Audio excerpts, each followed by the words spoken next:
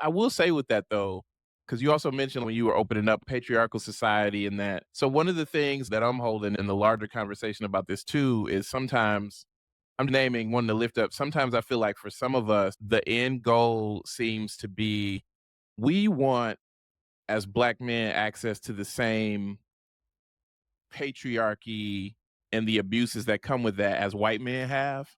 And Mhm. that shouldn't be the end goal.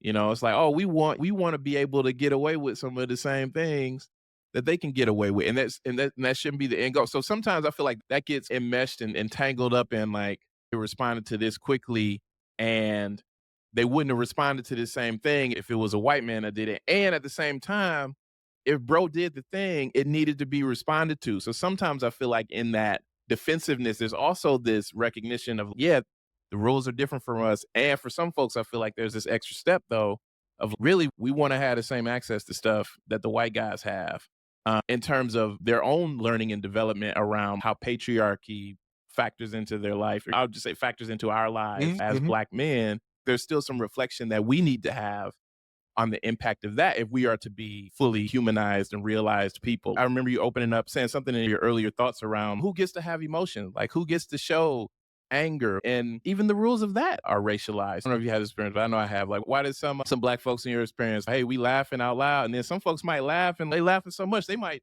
turn and run away. But that's connected back historically. We could not show those forms of emotion. So I'm thinking about all the ways I think that it's important to be critical and also name like, all right, yep, the rules are different for us. And if we doing the thing, we still doing the thing. And we need to think about how we need to change our buy-in to patriarchy in the ways that contribute to oppression, even within groups. You know what I mean? That's something that surfaced for me. I generally do feel like for some folks, the goal is I want to be able to do the same stuff that the white guys are doing.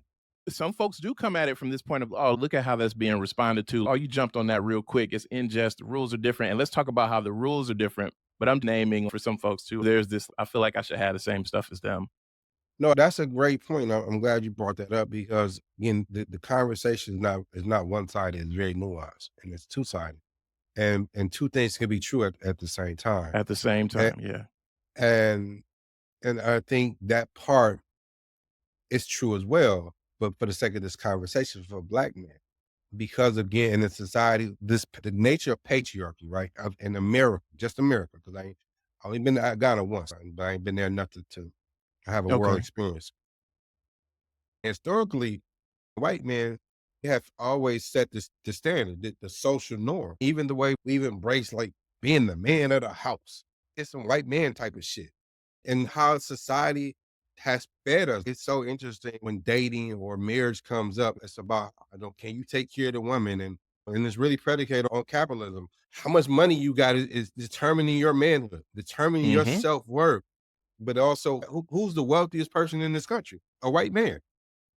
Whether consciously or subconsciously, I gotta be like this. I gotta embrace this. I wanna be like him. And then the other part that you said that I try my damnedest not to say no more. Like if that was a white guy, because me personally, I think that further reinforces negative stereotypes, it further legitimize white people over us. Mm-hmm. Because the domino is, okay, we know what they do to us, and then they get off free. Then we just say, yeah, we reaffirm this shit because it's okay. It's not okay. Even though they might not happen to them, we gotta still say it's not okay. It's not And okay. how do we have conversation around patriarchy? There's characteristics of patriarchy that perpetuates dynamics where being aggressive, being dominant, but also I think it's tied to white patriarchy has set the standard. It sets the fucking table. And so as a result, we see the world through white patriarchy lens without realizing we see the world through white patriarchy lens. So that's like a double negative. We are Yep. already who we are, but then you set a social reality that excludes you because, like, to your point, we want to be like that. We want the benefits that they have. And as a man, I'm a man like he a man. Like, why I can't have it? And then you say, to be a man, I can be able to take care of everything. Like being a man is so overrated because I don't want all that responsibility. I want share responsibility. You know what else? Adhering so closely to those rules and those standards, it puts us in a prison as well. Yeah, It's it like does. It does. I'm trying to remember. I'm trying to remember the person that says it. Also in Detroit, I feel so. Also in Detroit, maybe you might know him. Runs like a martial arts center. Works with young boy. Teaches lessons around Uh, like unpacking manhood, masculinity. Famous you person talking about too. Jason? I Yeah, yeah, know him. I think so. Yeah, but Is there it was something that he said about like a box of crayons. It's like a whole bunch of different colors in there, but we give our men and boys, you only have access to one or two of them. You can only absolutely. express emotion through anger or something else. But like you were saying, what about the times when it's like people feeling weird because you expressing yourself for being vulnerable? And the way that's police. So there's a lot of ways that we can get some of that humanity back, I think, by just realizing, hey, we got the capacity to express a lot of things. I think about the story of like John Henry, like outworking himself and just the ways that can be reduced to what we can do or what we can produce. And like you said, it's tied into capitalism.